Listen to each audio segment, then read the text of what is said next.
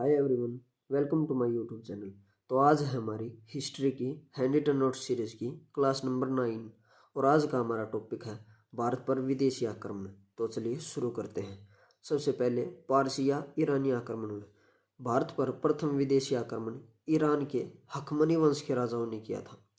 हखमनी वंश का संस्थापक साइरस द्वितीय था, जिसका दूसरा नाम कुरूस भी था। ईरान के राजा कुरूस के उत्तराधिकारी डेरियस प्रथम, जिसे दारा प्रथम भी कहा जाता था, इसने 516 ईस्वी में कंबोज, पश्चिम गांधार, सिंधु क्षेत्र पर विजय प्राप्त की।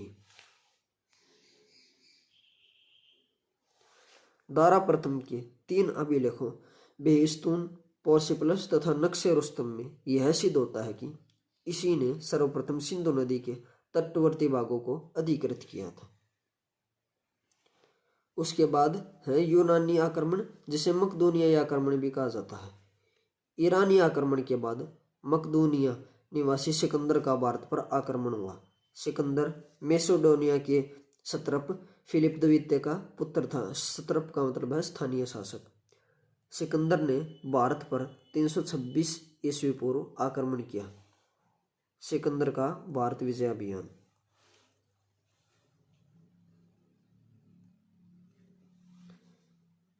सिकंदर ने खैबर दर्रे से भारत में प्रवेश किया था। सिकंदर ने सबसे पहले असौजित, निसा, अस्वक जनजातियों को हराया। तक्षशिला के शासक आम्बी ने आत्मसमर्पण कर दिया एवं सिकंदर को सहयोग का आश्वासन दिया।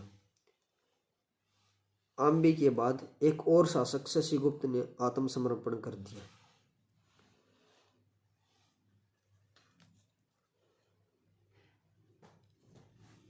इसके बाद है पोरुष का युद्ध, जिसे झेलम का युद्ध, करी का युद्ध तथा वितस्ता का युद्ध भी कहा जाता है। यह युद्ध पुरु तथा सिकंदर के मध्य झेलम तथा चिनाब नदी के बीच लड़ा गया। इसमें पुरु की हार हुई। बंदी होने के बाद जब पोरस से पूछा गया कि वह कैसा बर्ताव चाहता है तो उसने कहा, जैसा एक राजा दूसरे राजा के साथ करता है। पुरु की वीरता से प्रसन्न होकर सिकंदर ने पुरु को राज्य वापस लौटा दिया और उससे मित्रता कर ली। पुरु के बाद सिकंदर और आगे बढ़ा, परंतु उसकी सेना ने व्यास नदी को पार करने से मना कर दिया।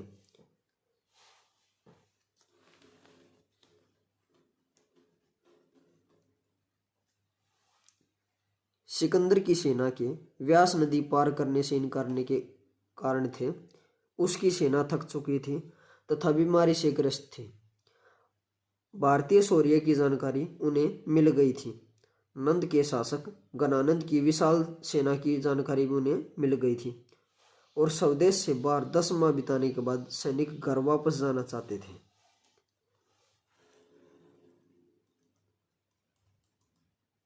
उसके बाद है सिकंदर के बारे में कुछ अन्य तथ्य।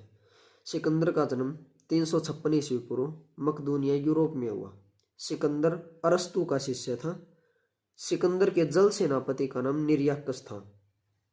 सिकंदर ने भारत में 2 नगर, पहला बहुकेफला अपने घोड़े के नाम पर तथा दूसरा निकैया अपनी विजय स्मृति में बसाए।